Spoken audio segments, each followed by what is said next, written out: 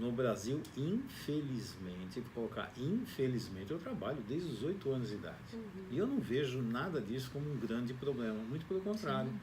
Eu valorizo o trabalho. No Brasil, parece que tem esse padrão que trabalho é humilhação, principalmente para jovens. Porque quando as pessoas contam história, eu acho que no Brasil tem um negócio que as pessoas falam assim, eu trabalho desde os 8 anos de idade. Parece, ai, coitadinho, ele trabalha desde os 8 anos de idade. Gente, eu não... exatamente. Eu falei, pra mim não tem... A visão em relação ao trabalho é diferente. Pra mim é como orgulho, tipo assim, o valor que se dá ao trabalho, de eu poder ser autônomo, de eu poder colaborar na casa, porque naquela época a casa realmente tinha problema financeiro, mas se eu puder ajudar, faço parte da história. E não é humilhação, isso é força. Sim. Isso é força de vida. A questão é que colorido você dá. E é interessante você falar limpeza de casa. Aqui tem empregada para fazer limpeza de casa? Não tem. Todo mundo se vira, monta um schedule lá e como é que nós vamos fazer para limpar a casa? No Brasil, as famílias, os você aprende, filhos... né? Se reinventa de novo. Se reinventa de novo. E aí fica assim, assume a responsabilidade de manter a casa limpa. Não é assim, vem uma empregada que vai limpar. É interessante que essas são mudanças de mentalidade. E se você não mudar a mentalidade, eu venho para cá, eu vou achar uma funcionária que vai ficar fazendo a faxina em casa. Não existe essa funcionária. Não existe assim, do dia a dia, né? Existe a pessoa que vai lá, sim, dá uma estudada e tal. Mas o dia, aquela assim, quem tem todos os dias aqui... Então, quem vem para cá achando que vai trazer... Engraçado, né? Nós somos um país pobre, mas vivemos como se tivesse uma nobreza. É muito interessante, né? Vivemos como nobres. Somos pobres vivendo como nobres. É interessante essa história. Agora, falando desse negócio, voltando a falar de crianças e adolescentes e jovens, né? Vocês falaram assim, isso tem que ser uma decisão do casal. Sim. Mas quando tem filhos envolvidos, você acha que a família, né? Ela tem que colocar os filhos na mesa e falar assim, vocês querem mudar de país? Ou vocês acham que até uma certa idade sim, uma certa idade não, isso não é uma decisão deles? Então, eu vou fazer uma pergunta muito simples. Quem comanda a casa? Porque se eu perguntar para os filhos, são os filhos que comandam a casa. Mas aqui, mudou muito, né? Você sabe que mudou muito, né, Fernando? Hoje a pessoa, né, ela mudou muito. Na minha época, meu presente era Natal, era Natal. Não era janeiro, fevereiro, março, abril, maio, junho. Hoje as crianças ganham presentes o tempo inteiro, cobram, pedem, tem que ter... Uma família onde os filhos mandam é um caos. Porque quem define se a família vai sobreviver, viver, caminhos vai tomar, são sempre os adultos da casa. Nunca se põe responsabilidade na mão de filhos. Porque quando eu pergunto para os filhos, eu estou passando a responsabilidade do futuro da família para os filhos. E se der alguma coisa errada? Quem decidiu foram os filhos. É interessante, sabe o que vai acontecer? Os filhos vão ficar onipotentes, porque eles que decidiram se vem ou se não vem. Se ficar e der alguma coisa errada, deveria ter vindo, a culpa é deles. Se vier e der alguma coisa errada, a culpa é deles. Aí os adultos são inocentes. Ele que quis, né? E aí, sabe o que acontece? Os jovens estão pegando uma carga de poder, de liderança, de responsabilidade que eles nunca deveriam pegar. Os pais nunca devem passar essa decisão para os filhos. Agora, quando eles se tornarem adultos, você pode voltar para o Brasil, você pode ir para a Europa, você vai para a Ásia, para onde você quiser, a vida é sua. Os adultos comandam. Os adultos comandam. Casa onde filho comanda vai dar problema. E não importa se é Estados Unidos, se é Brasil, se é Japão, se é na Lua, em Marte, em lugar nenhum. Agora, aqui mudou, você tem razão. Só que essa mudança acontece aonde? Geralmente em países de terceiro mundo, que são as crianças que determinam. País de primeiro mundo, não. País de primeiro mundo, os filhos saem com que idade? Eu ia tocar exatamente nesse assunto. País de primeiro mundo, os filhos saem de casa entre 16 a 18 anos. Aqui, chegou, eles são preparados para ir para a vida. Por isso eles valorizam trabalho, eles valorizam a serem autônomos, a conquistarem a vida. Tem educação financeira nas escolas, até para eles se prepararem. Exato. Porque, né? O governo oferece uma série de dinâmicas, oferece escolas boas. Por quê? Porque esses jovens são o futuro da nação. Se a criança não vai na escola, eu estava conversando com a Jace ontem, assim, eu estava falando, se a criança começou a faltar na escola, a polícia vai na casa para saber o que está acontecendo com essas crianças. porque essas crianças são do futuro da nação. Então, esses jovens são para o futuro da nação, não é da família.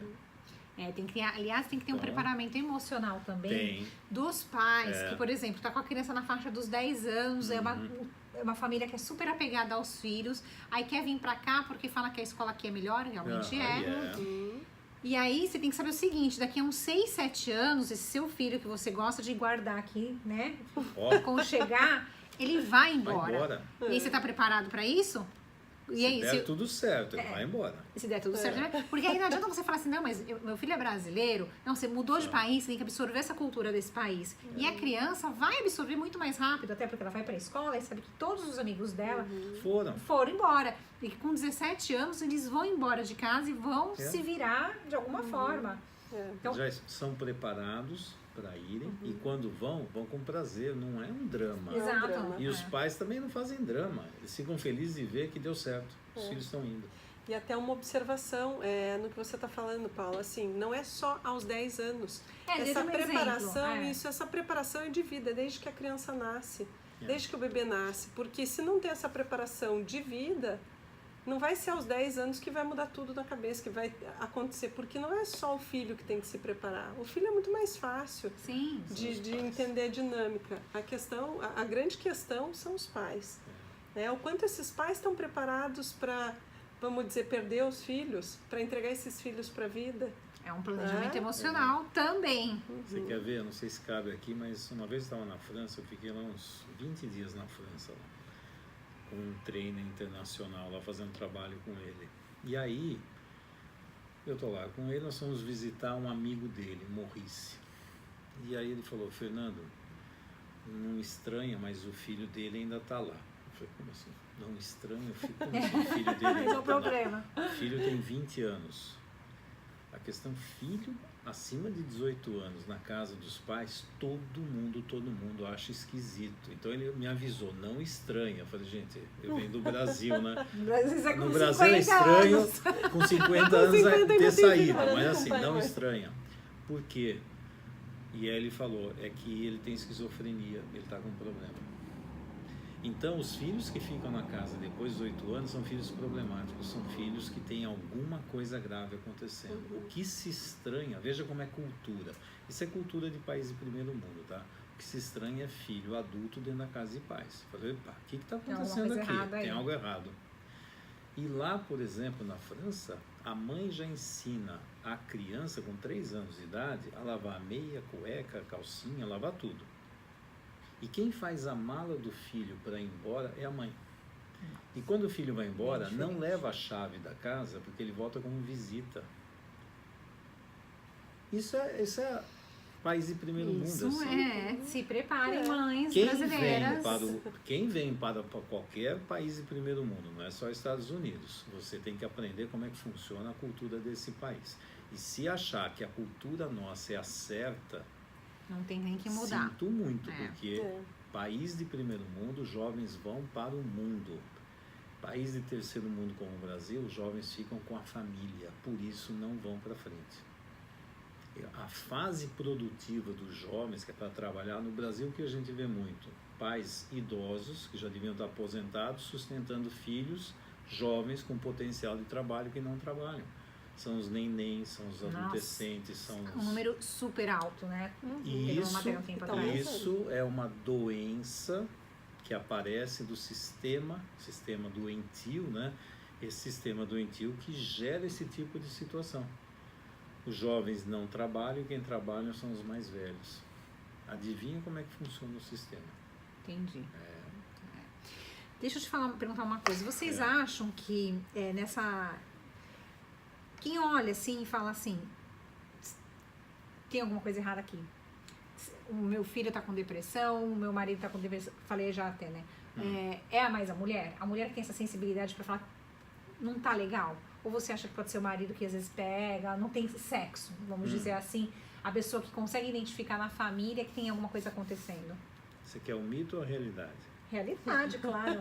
Interessante, viu? Tem um mito que a mulher é a que sente mais. Quando eu trabalho com famílias, frequentemente quem tem mais sensibilidade do que está acontecendo fica pro lado masculino. A questão que eu estou falando, muitos vão falar, Fernanda, você está falando isso porque você é homem. Não é, eu estou falando interessante. Você vai ver a mulher mais racional. Isso, pelo menos, aqui nos Estados Unidos, eu não sei te dizer. Eu estou dizendo pelo que eu observo lá no Brasil. É mais assim. Então, o mito é a mulher sente mais.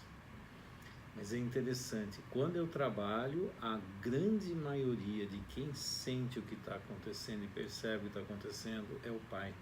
Por incrível que pareça. Você acha que é porque a mulher fica lá se descabelando e o cara está olhando de fora a situação? Não. Existe uma coisa que é você fazer por exemplo, eu posso criar uma dramaticidade. Isso não quer dizer que eu estou sentindo. Eu só estou expressando com uma carga emocional alta.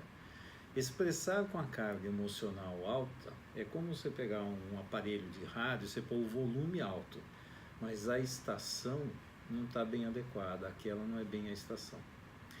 Eu posso, por exemplo, ficar descabelada, por exemplo, que o meu filho está fazendo aquelas coisas. Mas o que é essas coisas? Ele não está sendo o projeto que eu montei.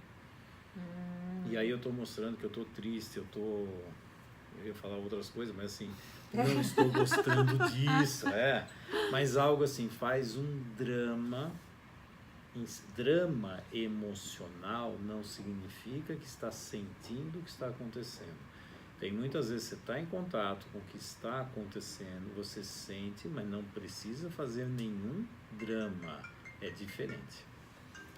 Tem um celular tocando, não sei de quem é. É seu? Em cima eu trabalho demais com família e tem esse mito, é impressionante essa história desse mito, mas assim, conexão com a realidade, o que está acontecendo, na maioria das vezes que eu vejo é o masculino. O feminino faz uma dramatização, e é verdade, utiliza muito recursos emocionais, mas a conexão com o que está acontecendo eu vejo mais do mundo masculino. Isso no Brasil. Aqui eu não tenho condições de falar porque eu não tenho essa experiência aqui. Então vamos lá, né? Então a pessoa quem está assistindo a gente e está se preparando emocionalmente, ou quer recuperar isso, ou quer dar um jeito na história, passa assim, falar pra gente 3 dicas.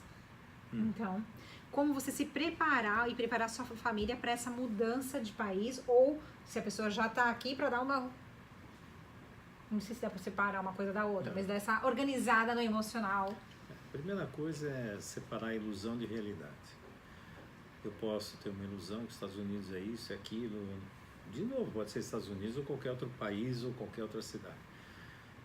A primeira coisa que eu daria de sugestão é: venha viver aqui uns 2, 3 meses, fique, se estabeleça e veja. Aí você vai ver que não tem padaria.